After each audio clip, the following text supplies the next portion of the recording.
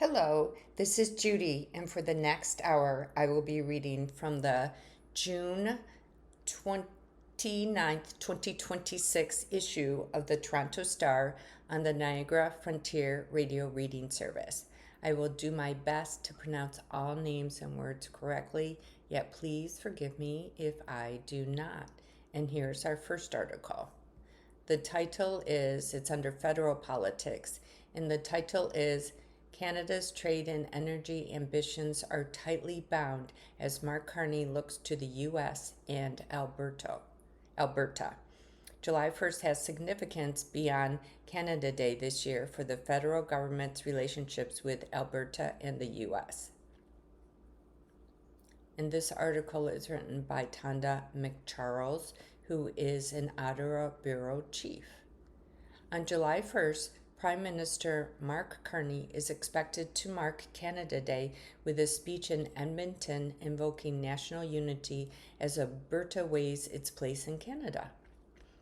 It's not only Canada's 159th birthday as a nation, overshadowed though it may be by the twin threats of emboldened separatist movements in Alberta and Quebec.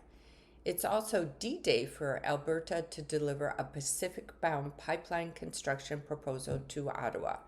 Alberta's premier has framed the project as a make-or-break moment for Canada to show love to Alberta. And it's D-Day for continental trade, which everybody in Ottawa is trying to downplay. That's when Canada, the U.S., and Mexico are required under their trilateral free trade deal to formally commit to a path forward in the international trade mess that's erupted since Donald Trump began his global tariff war. Carney likes to write his own big set piece speeches. So on July 1st, get ready for some Davos-style art literary and political quotes peppered with lots of aspirational talk. One thing is certain, Canada's trade and energy ambitions are inextricably tied. Carney is trying to pitch Canada as a key partner in what he told the Economic Club New York was Fortress America on energy and critical minerals, steel, aluminum, and autos. At the same time, he is pitching Canada as a go-to energy supplier to G7 allies and beyond, saying he wants to pivot away from the over-reliance on the U.S.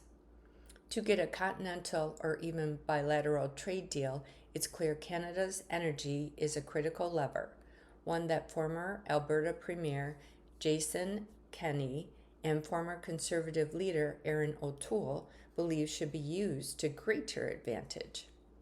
Energy, specifically a revival of the Keystone XL pipeline along a slightly different route to increase oil flowing southward, was the first thing Trump raised with Justin Trudeau when the former Prime Minister trekked to Mar-a-Lago in November 2024.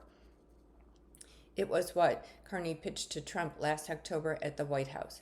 Trump and Carney were on the cusp of a deal to ease 50% sectorial tariffs on steel, aluminum, and autos before Trump broke off talks over Ontario's anti-tariff TV ad blitz that aired during Super Bowl.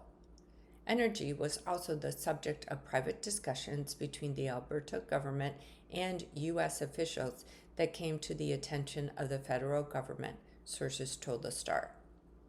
Insiders with knowledge of the discussions, whom the Star agreed not to identify because they were not authorized to publicly discuss the sensitive matter, declined to provide any more details. One source did not think Alberta's pitch had reached top U.S. official levels. Premier Danielle Smith's office did not deny discussions occurred, but said there was no great effort to strike a separate U.S.-Alberta energy deal, and that Alberta's goal was to lift tariffs against Canada. Alberta's government has not proposed a standalone energy deal between the province and the United States, said Smith's spokesman Sam Blackett in a written statement to the Star. We have consistently advocated for the reduction of tariffs on Canadian energy and the complete removal of tariffs on all Canadian goods, the statement reads. We have also kept the federal government apprised of all of our discussions with American representatives in industry related to Canada US trade, Blackett wrote. Those Canada US trade talks have lurched along since they slowly resumed in March. U.S. Ambassador Pete Hoekstra urged Canada 2 weeks ago to make us an offer. Faced with that demand, former Alberta Premier Jason Kenney says Canada should use energy as its ace. One thing that Canada could put on the table to sweeten a prospective renewed CUSMA deal would be cooperation on constructing a sequel to the Keystone XL pipeline, made a lot easier by the fact that much of the pipe between Edmonton and the Saskatchewan-Montana border is already in the ground, says Kenney. The Canadian regulatory work was already done. There's First Nations support. Finishing the Canadian portion would be very simple as long as this project could get capitalized. It would be cheaper than trying to build another pipeline westward, he said.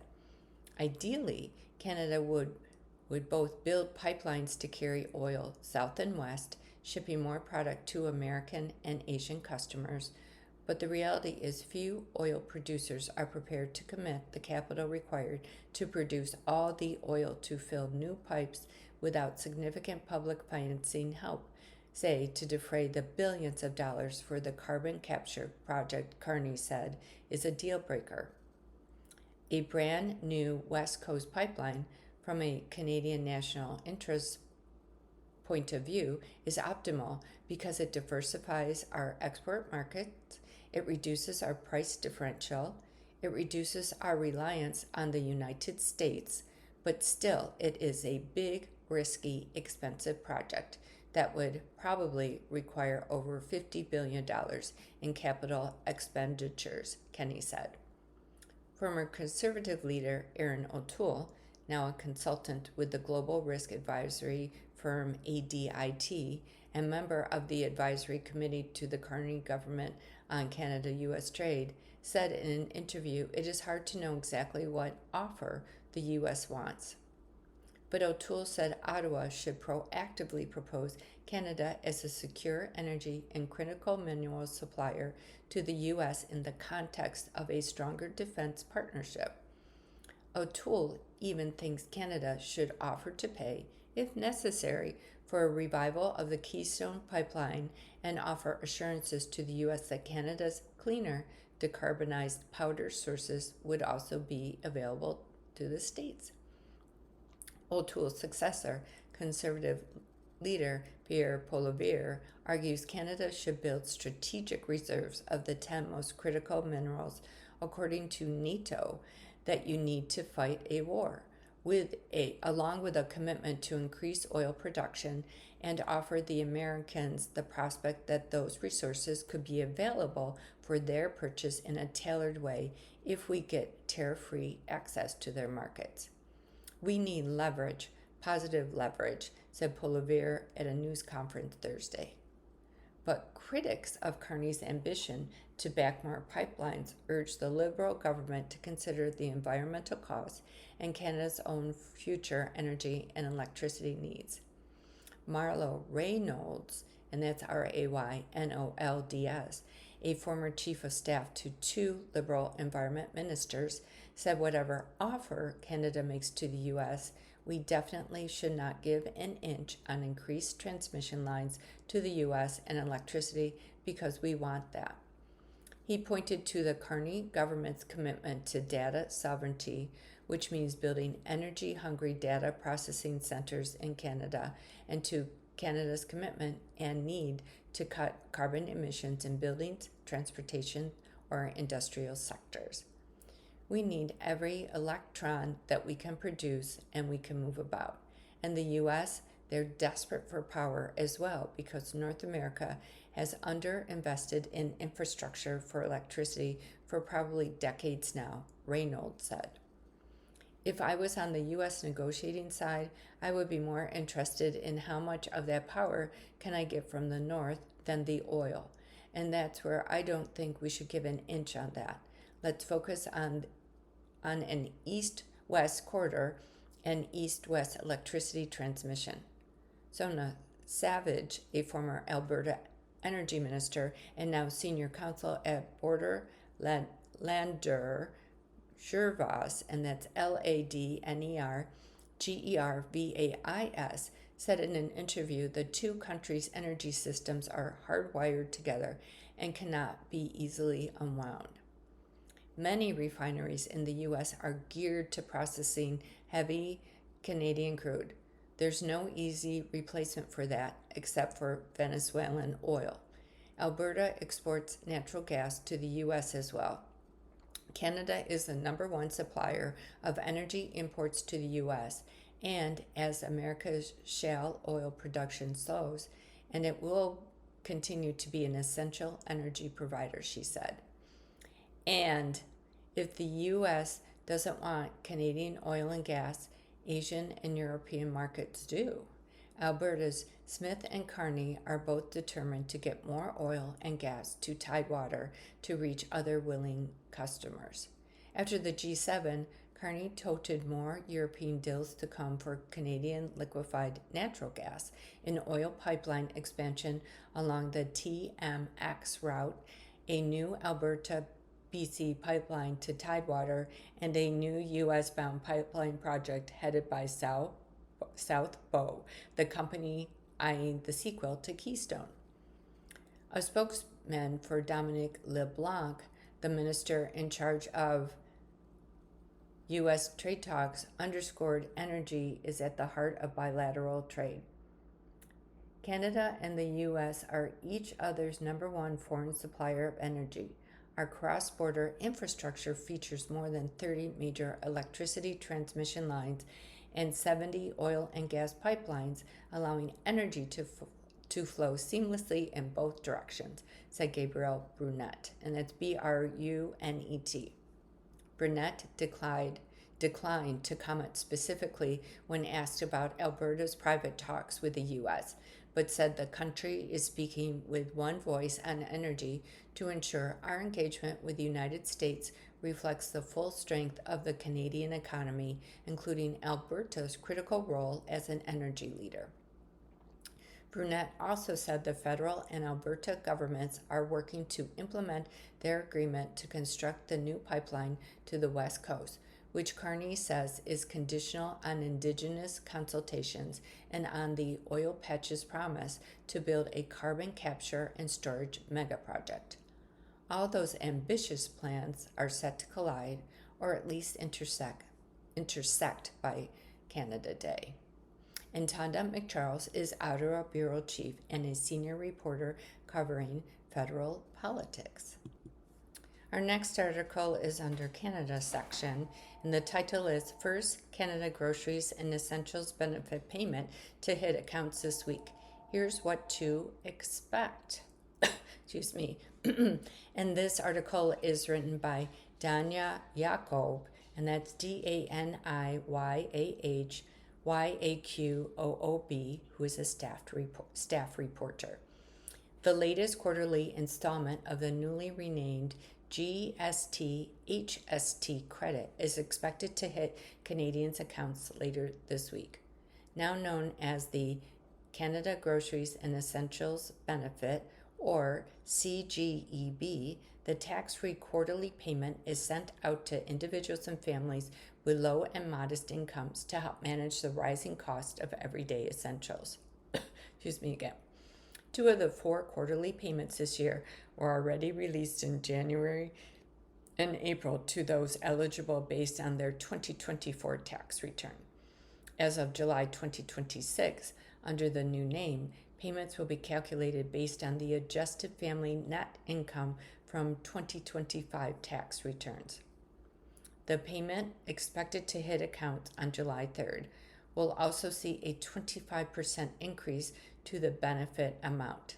That increased amount is expected to be in place for 5 years until 2031, according to the federal government.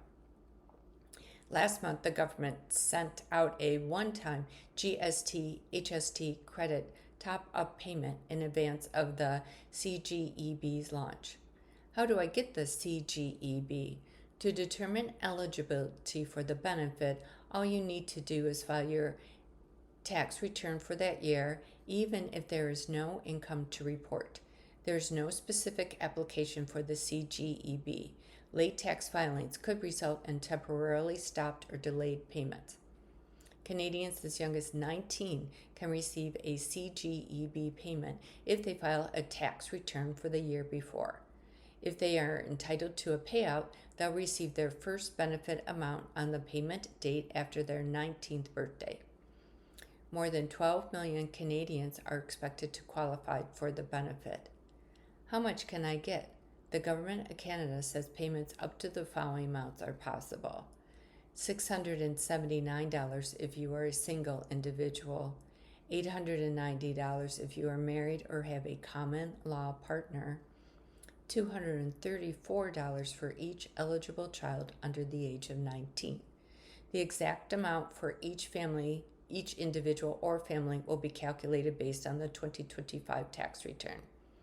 How will I get the money? For Canadians who have set up their auto deposit system with the CRA, payments will be automatically deposited into their accounts on Friday. Otherwise, a check will be mailed. Anyone who has a quarterly payment amount of less than $50 will not receive the benefit per quarter. Instead, the full amount will be received as a single payment in July. The Canada Revenue Agency said those who don't receive the expected payment on the payment date and are unsure why should wait 10 business days before contacting the agency. And Danya Yacob is a staff reporter with the Toronto Star.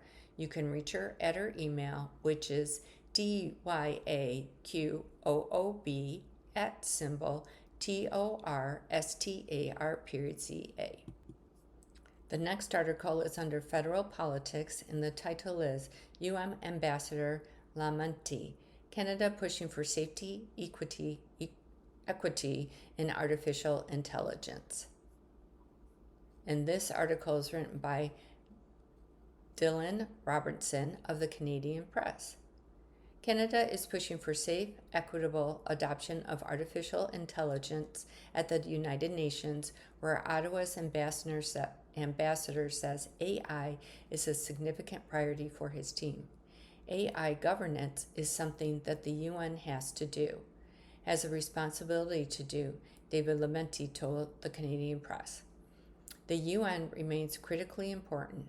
It remains perhaps the only institution in the world that can convene this kind of discussion on a more or less equal footing between Meta, Amazon Web, Microsoft, Apple, and Google, and all of these other countries. Lamanti officially started his role last November and says AI has taken up between 10 to 15% of his time. Lamanti said there is definitely alignment on the need for safety in AI, as well as concerns from emerging countries, particularly in Asia, that they might be left behind.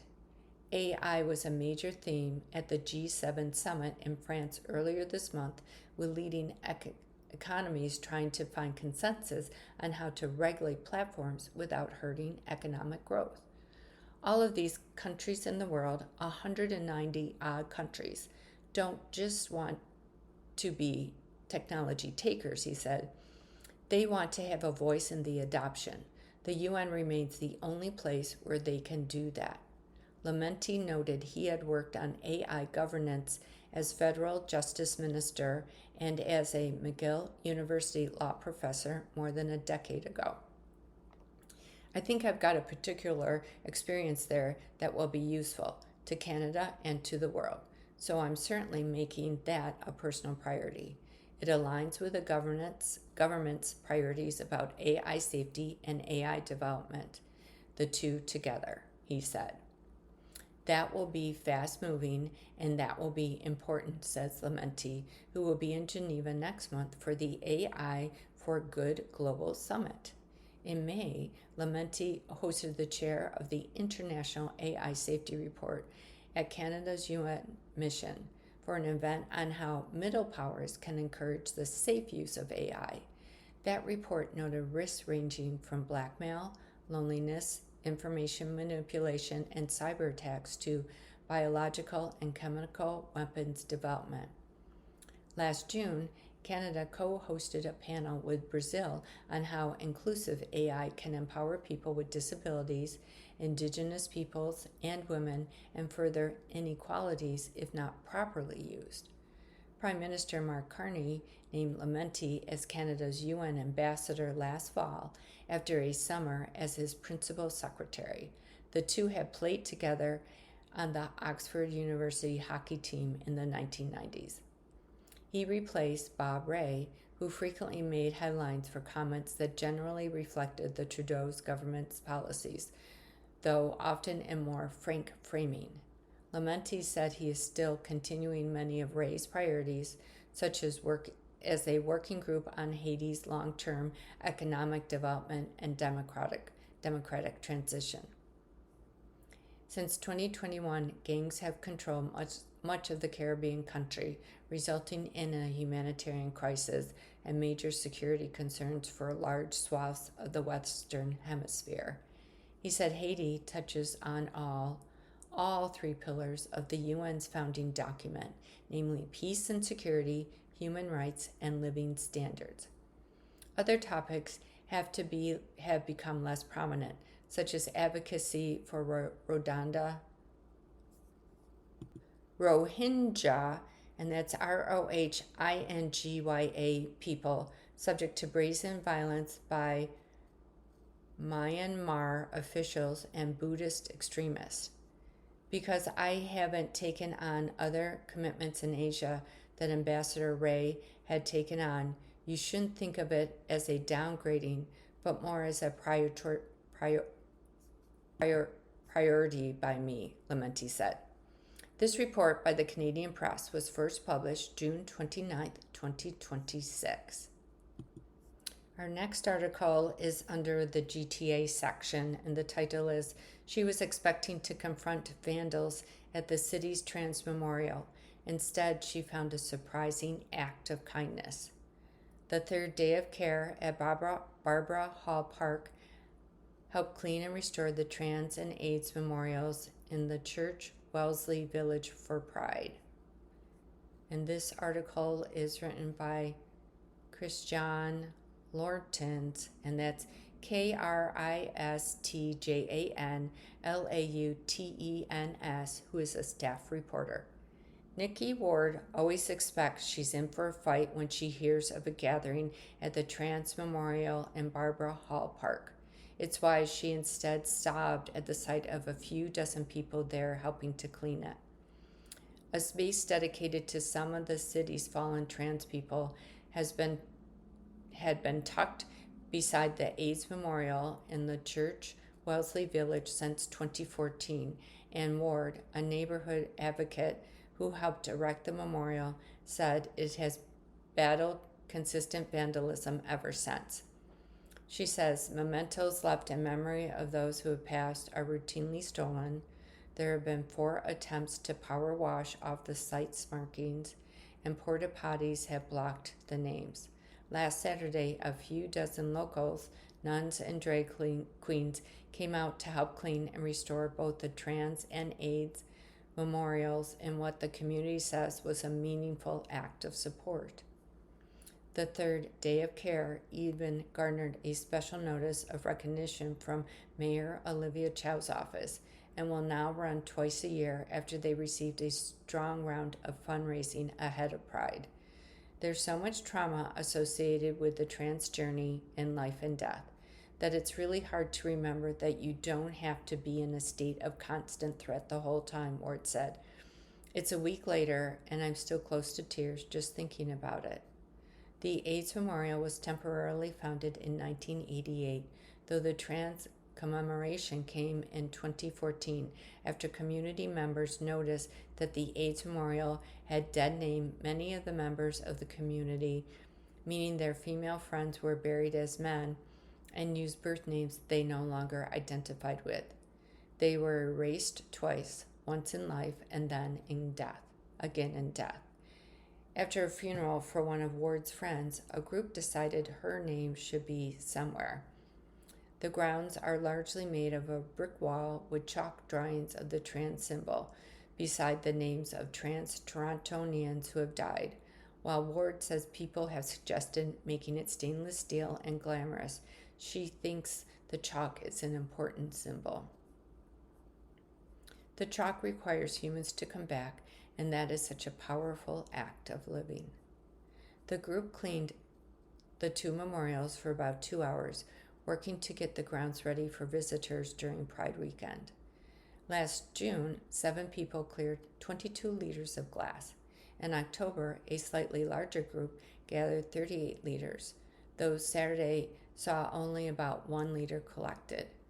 Brad Bauder, and that's Bauder, the organizer of the event, says others have been inspired to go on a more regular basis. The community was aching for a touch point, and now that community has a way to care for a mutually sacred space and to care for each other, Balder said. The caretaking effort started as Balder gathered some friends to go at the last minute and has grown into an organization that now has a leadership board and carefully plans everyone's roles before the volunteers go out. He described the cleanup as joyous, with blessings from the Toronto Sisters of Joy and boisterous speeches from drag queens, with some somber moments of reflection. Charles McPhee, and that's Macphee, one of the members of the cleanup crew, said it was emotional to stop and read his late friend's name on the memorial amid the party. We're just all trying to find ways to make the community safer, McPhee said. Renovations and restorations to the Barber Hall Park have been debated, including a recent push to have the city close the park at night to curb escalating violence and vandalism. Opponents of the proposal say closing the park would be a mistake and would impact the memorials. The helpers say they just want safety at the park with the memorials. Ward is also asking for a plaque at the Trans Memorial so passersby can understand the significance of what they're looking at. Just taking up space is important, she said. And Christian Lautens is a staff reporter at The Star. He can be reached at KLAUTENS at symbol THESTAR.ca. And you are listening to a reading of articles and features from the Toronto Star on the Niagara Frontier Radio Reading Service. Here is an opinion article under the sports section, and the title, and it's about the World Cup. And the title is Canada's World Cup Breakthrough Marks a Turning Point for Our Country. And this article is written by Bruce Arthur, who's a columnist for The Star. Sometimes there is a before and an after and a true dividing line, and Canadian men's soccer hasn't quite arrived there yet. Yes, Canada recorded its first point at the Men's World Cup, and then its first win, then advanced from the group stage for the first time. All that was progress of a sort. Signposts on the road. But there is an expanded World Cup, and Canada was in the final 32 in Qatar too, and a loss to South Africa in the round of 32 in Los Angeles Sunday would have made Canada's World Cup a failure. And as this match dragged on, mistake by mistake, error by nervy error, you could almost feel the chasm opening beneath Canada's feet. And then 2 minutes into extra time, a Jacob Schaffelberg, and that's Schaffelburga cross, was headed straight at Steven Isquino, and that's Eustaquio. And his calm quieted the entire football world for just a moment. The ball bounced off his chest, bounced once on the turf, and Eustaquio drove the ball with purpose. It bounced once and skidded into history. Canada 1, South Africa 0. Canada, for the first time, is in the final 16 of a men's World Cup. You guys are Canadian heroes. Canadian heroes. Canadian heroes for the future children of this country who played this sport, shouted Canada coach Jesse March on the field after the match. The sport has a big future because of you guys. You should be so proud of who you are. You should be so proud of this game. You never lost belief. You went after it, point after point, moment after moment. You are Canadian heroes. The match had been like a grinding teeth and tension built. Canada's few chances, a Jonathan David hesitation, a Derek Cornelius header, and a Moise Bombito header, and a Tajon Buchanan blast were wasted. Canada wasn't giving South Africa very much, but Canada itself looked like a team in an unfamiliar place, under unfamiliar pressure, against an unfamiliar opponent. It was a blend, perhaps, of nerves and fatigue. The match felt destined for penalties, and penalties are a roulette wheel. But Canada kept on. When Alphonso Davies was finally inserted into his first match of the tournament in the 76th minute, he was like an electrical charge and he changed the game. But not quite enough. When Bombito left after a big-hearted, heartening performance, his first 60 minutes in real competition since October, Luc de Fourgolles, and that's Fougerolles, stepped forward and was flawless. And then came Chicago's moment, and the before and the after, and we should linger there for a moment. That moment came out of kind of nowhere. In the match, Nico Sigur, Sigur, who hasn't played much, got Schaffelberg the ball with a graceful touch. But not in the sport, not in the country. No, that goal was accumulation of so much. It was all the youth programs coached by Canadians, sometimes Canadians with foreign accents, on soggy or freezing muddy fields on weekend mornings. It was everyone who invested in the Canadian national team programs, men's and women's, over the years. John Herman, in particular, should get an appreciative moment here, and Christine Sinclair, too. In a video she posted, she watched the end of this match and wiped away tears. It was all the parents who dragged their kids to soccer and all the parents who left their home countries and brought football with them because Canada would welcome them, give them opportunities, and keep them safe. Eustachio's parents came from Portugal, took him back to Portugal, and he returned here. Then asked on TSN about his parents, both of whom passed in the last few years. Eustachio had to bite back tears himself. He said when he kicked that ball, he felt like everybody shot with him. So many of these players are second-generation immigrants and are proud to be Canadian. That's a country, is what that is. Now comes the after. This moment might echo for years and also might not last. Canada will face either the 7th-ranked Netherlands or 6th-ranked Morocco in the round of 16 on July 4th. And that will be a massive mountain event with Bombito and Davies, whatever they can give. If only Ishmael Kone was healthy. But then, this is football. In general, my goal in this tournament, apart from inspiring our nation, was to make a run so that we could get to see one of the giants of the world, said Marsh. Now we're at that phase of the tournament, and I feel like it's a free hit, and we're going to go after it and do everything we can to see if we can find a way. I think they have a chance, said South Africa coach Hugo Broos in Los Angeles. Because they play good football, they are powerful, there is speed in the team, so it's a rather modern team. And with that mentality, that is in that team, they can make a surprise in the next round, certainly. It's a mountain, but the final 16 of a World Cup, expanded or not, is a place Canadians men's soccer could barely dream about for generations.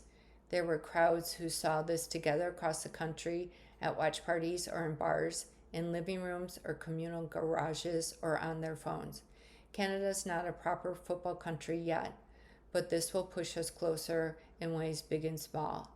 Football has been a sleeping giant for so long in Canada before. The after starts now. The next article is in the business section, and the title is Affordability Concerns Still Paramount for Renters Even as Prices Fall.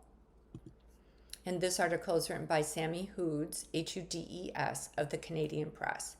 A new survey of Canadian renters say affordability concerns continue to far outweigh all other rental market challenges, even after nearly 2 years of declines in asking prices. The Rentals CA poll asked 1,194 renters in major markets across Canada about their current rental search, housing preferences, household composition, income, budget, and attitudes towards the rental market. Around 70% of respondents identified high rent prices as the biggest obstacle in their housing search, while 11% pointed to unsuitable listings and 6% cited low rental supply.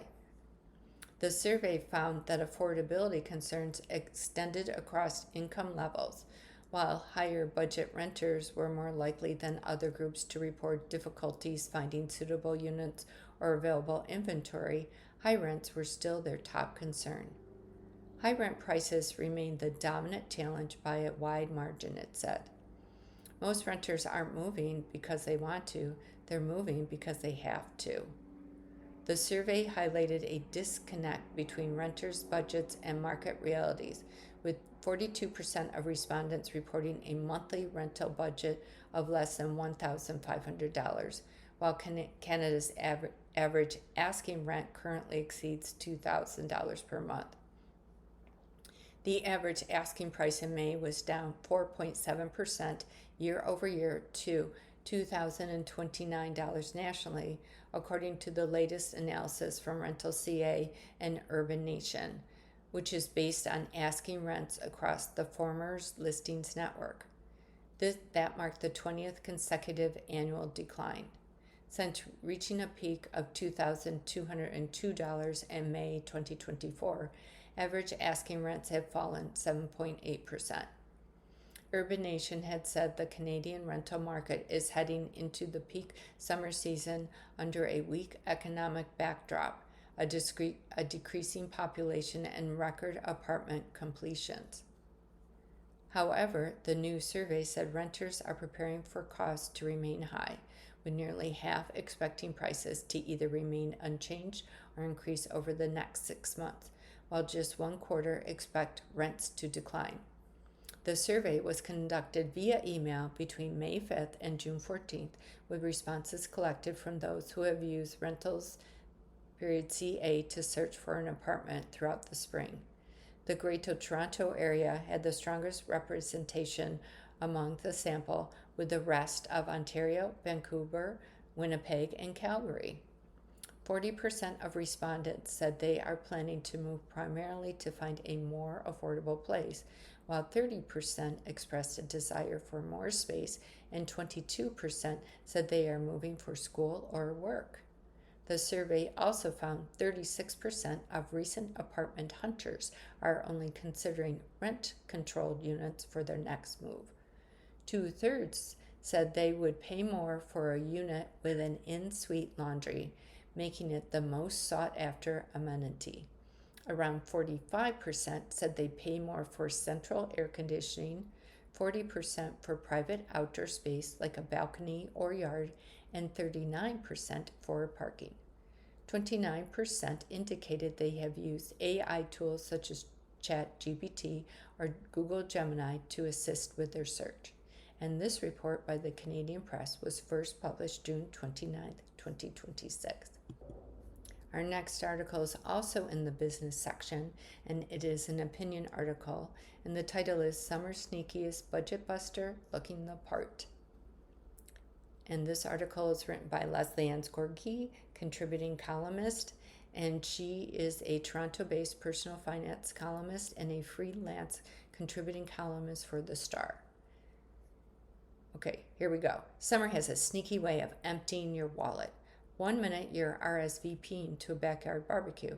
The next you're staring down a calendar packed with weddings, patios, bachelor and bachelorette parties, golf tournaments, family reunions, concerts, sporting events, and weekend getaways. And somehow every event seems to come with an unspoken expectation: a new outfit, a fresh haircut, updated summer wardrobe, perfect nails, glowing skin, golf shirt, sunglasses, or accessories to match. Before you know it, you've spent more money preparing for summer than actually enjoying it. The good news? Looking great doesn't have to cost a fortune. Here's how I coach my community to look great this summer without blowing their budget. Shop your own closet first. Before buying anything new, spend at least an hour with your own wardrobe, grooming or makeup kit, or in shoe collection. Pull out dresses, shirts, shorts, golf apparel, workout gear, and accessories you haven't worn in a while. Try new combinations. See what still fits and what simply needs a wash, steam, or minor repair. You might be surprised at how many new outfits you already own. The same goes for men. Before buying another golf shirt, pair of shorts, or athletic top, take inventory of what you already have. Summer clothing often gets worn for only a few months each year, meaning many items still have plenty of life left in them. Lay out all the combs, beard waxes, sunscreen, eyeliners, bronzers, lip glosses, and grooming products you already own. You may discover that you have enough to get through the season without buying much of anything. Then group what you'll know you'll use this summer into a fresh kit. Don't buy a new bag, use the same one. If you're missing something, jot it down. When you go through what you have, it's also a great excuse to finally purge the items you no longer wear, the products that are expired or simply don't suit you anymore. Next, borrow, swap, and rent. Most summer events don't require permanent purchases. Instead of buying a dress you'll wear once, consider borrowing from a friend or organizing a clothing swap. For weddings and special occasions, rental services can provide designer looks for a fraction of the retail price. Rental options aren't just for women.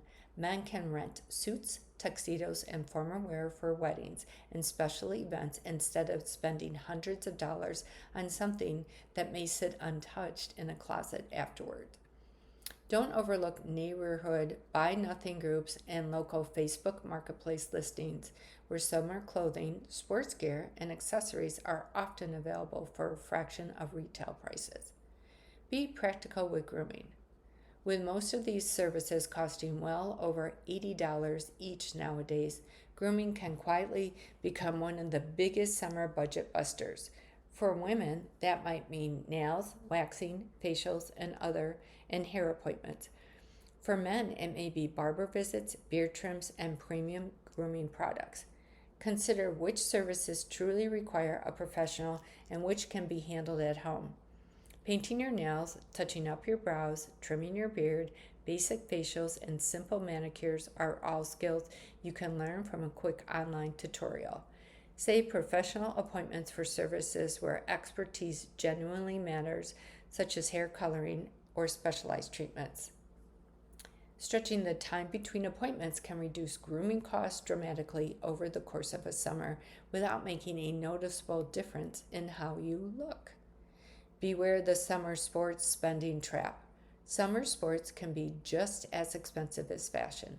Whether it's taking up golf, pickleball, cycling, running, tennis, or recreational leagues, it's easy to convince yourself that a better game requires new equipment, new shoes, lessons, swankier places to play, or a brand new wardrobe.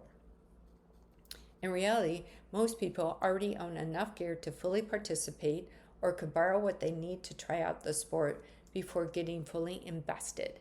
Before upgrading equipment or buying another branded performance shirt, ask yourself whether you're improving your experience or simply responding to clever marketing. The most expensive hobby is often the one you're trying to look the part for before you've actually committed to it. The answer may save you hundreds of dollars. Resist the summer urge to upgrade everything. Pick one or two things to splurge on for your look.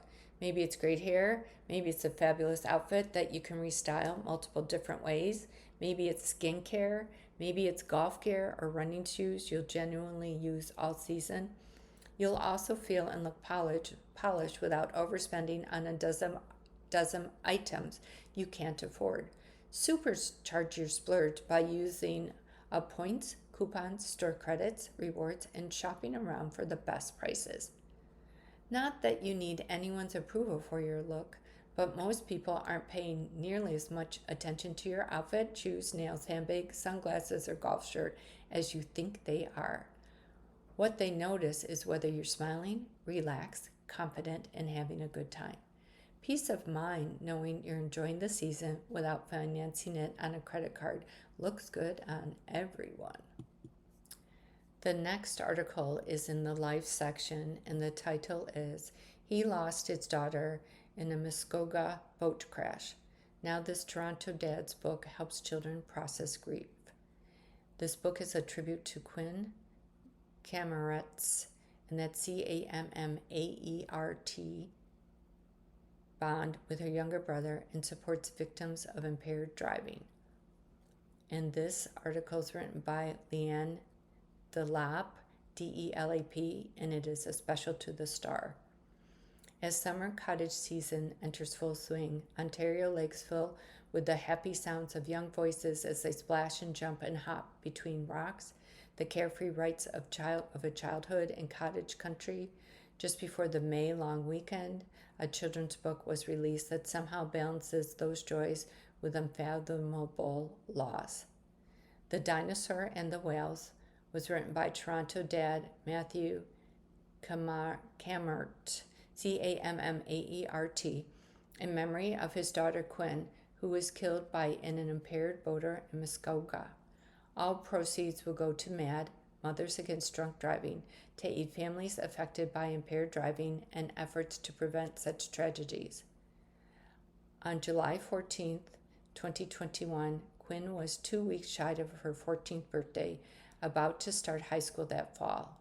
Her younger brother Henry survived the boat crash, as did their mother Jennifer, who was seriously hurt.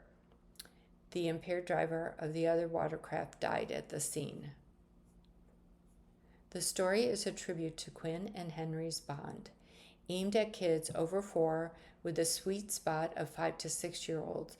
It offers a way to talk to children about love and loss and the power of memories made in childhood. The book, illustrated by Hun Tran, and that's Huantran,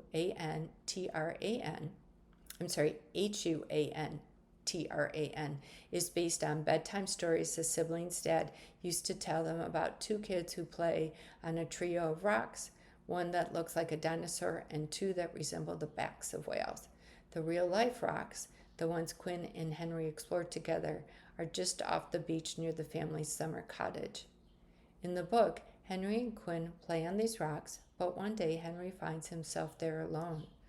The lake has lost its sparkle. The sky has grown dark and gray, the text reads.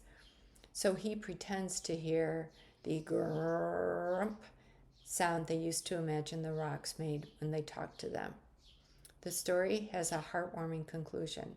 Henry knew that Quinn was still with him in the bay and everywhere he went in the world. Going back to the family cottage after Quinn's death felt impossible. The first 2 years after we were going to sell it, said Cammaert. Henry was also in the boat, as was my wife, and couldn't look at a body of water or even a boat in someone's driveway. After a lot of trauma and grief therapy, when some time had passed, out of nowhere one day he said, "I want to go back up." It was brutally painful. It still is, if I'm being honest. But the cottage is where the rocks are, Henry pointed out to his dad. He reminded me of that story. It helped bring back all the really positive memories of us, said Cammaert. It's comforting to look at those rocks and have a feeling she is close. Her spirit is close. It was also Henry who encouraged his dad to write the book, to bring the story back to life and to use their real names. I think that has helped him too, said Cammaert. In particular, seeing the illustration of the pair is both sweet and painful and ultimately contributes to the healing. Raising awareness about the terrible cost of impaired driving has become a mission for Cammaert, who works with MAD. The statistics are sobering. Every day, 250 people are charged with impaired driving on average. As of the latest data from 2021, more than 20,000 victims end up in trauma wards per year.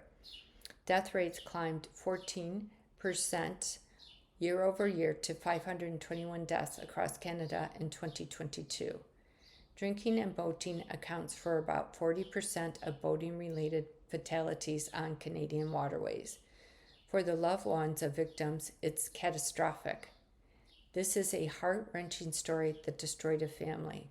Every day is hard, Kmart said. The edges get a little duller. It doesn't get easier. I don't ever see it going away. Jennifer, a teacher, sustained severe head trauma and will live with the impact of her injuries forever. Kmart switched careers from advertising to travel because life has been forever altered. I feel like I needed a different challenge and change of scenery, he said. It became the exact challenge I needed both mentally and emotionally. Kmart describes Quinn as an old soul. She could interact with adults the way that few kids can. She included everybody. She hated to see people alone. She made the room brighter. She had a great big belly laugh. She was extremely athletic, a great tennis player, smart, compassionate. She just made people feel better. He struggled with releasing the family's private stories and traditions into the world, but he, his wife, and son hope doing so can help raise awareness and change behavior. The numbers for impaired driving aren't going to change unless people associate it with a life lost. Oh, in this article, there's a correction on June 29, 2026, that this article was updated from a previous version to note that Quinn died in 2021, not 2001.